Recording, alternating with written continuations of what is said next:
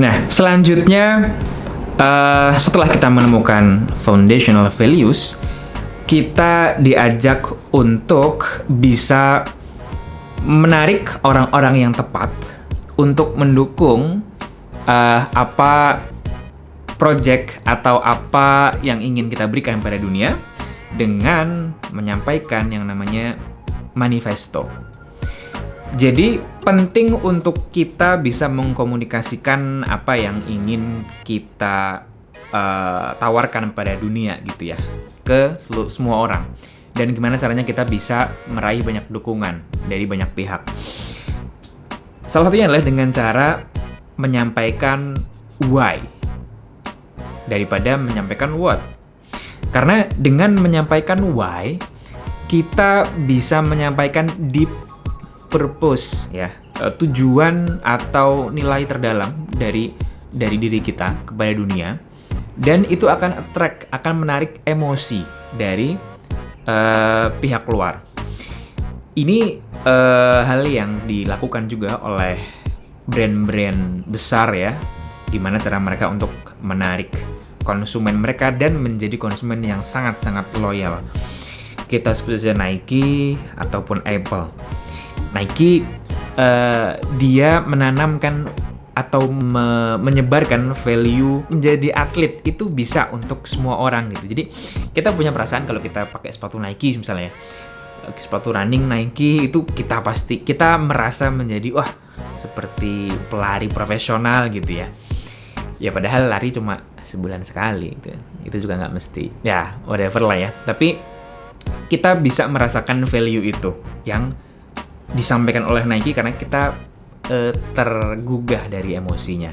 Karena mereka sampaikan why, menyampaikan value yang mereka ingin sebarkan pada dunia, pada konsumennya. Begitupun Apple gitu ya. Semua pengguna Apple pasti merasa bahwa ketika mereka menggunakan Apple, mereka merasa wah gue kreatif banget nih, gue inovatif banget. Nah itu vibes yang disebarluaskan oleh Nike, value yang diberikan oleh Nike ditawarkan oleh Nike pada konsumen, pada dunia gitu. Nah setelah kita menemukan big why kita, maka kita harus bisa menyampaikannya, mendelivery ke pihak luar dengan ada yang namanya manifesto. Manifesto adalah sebuah public statement yang di dalamnya berisi big why kita dan bagaimana cara kita mencapai atau menuju why itu. Dan di dalamnya perlu dipertimbangkan juga ada keyakinan kita, uniqueness kita, dan juga value-value dari diri kita. Semakin clear manifesto yang kita sampaikan, maka kita akan bisa menarik orang-orang yang tepat yang itu bisa mendukung kita mencapai why kita. Dan penting juga untuk kita memiliki yang namanya vision atau visi. Nah, visi akan membantu kita dan menjaga motivasi kita ya dalam mencapai goals kita. Karena kita bisa bergerak, melakukan banyak sekali action dengan intensi yang jelas karena kita punya visi dan tidak banyak hal yang mubazir, tenaga yang terbuang sia-sia karena tadi ketidakjelasan visi gitu ya. Kemudian gimana caranya menemukan visi kita? Nah, kita bisa melakukan projection di masa depan gitu ya. Terserah bisa 3 tahun, 5 tahun, atau mungkin 10 tahun. Nah, kita bisa memandang diri kita di depan, apa yang ingin kita capai di 3 tahun yang akan datang.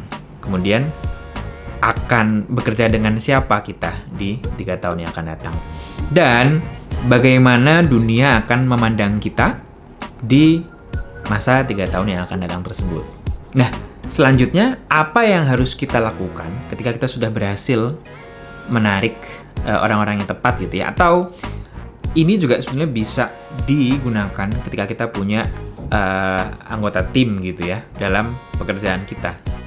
Nah, penting untuk punya yang namanya ikatan sosial ya atau social bonding.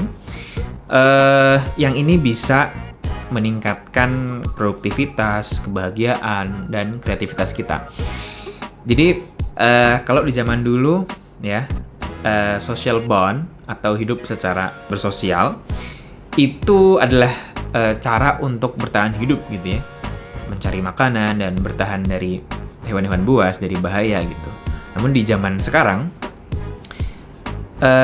ikatan sosial itu bisa meningkatkan tadi produktivitas, kebahagiaan dan juga kreativitas gitu.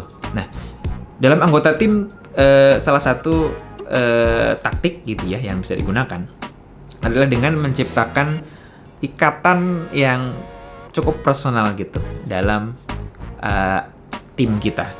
Jadi kita bisa create ritual mingguan, bulanan gitu ya. Kalau bisa konsisten dilakukan. Jadi misalkan dalam anggota tim kita bisa sharing hal-hal yang kita syukuri gitu ya ketika berkarir atau bekerja bersama-sama di tim ini. Dan kita juga bisa sharing value-value personal kita, pengalaman pribadi kita di situ. Dan di situ kita bisa akhirnya mungkin bonding dari sisi personal level gitu. Nah, ini akan membawa kita pada sinergisitas dan akan membuat kita tadi bisa bekerja bersama-sama dengan baik gitu.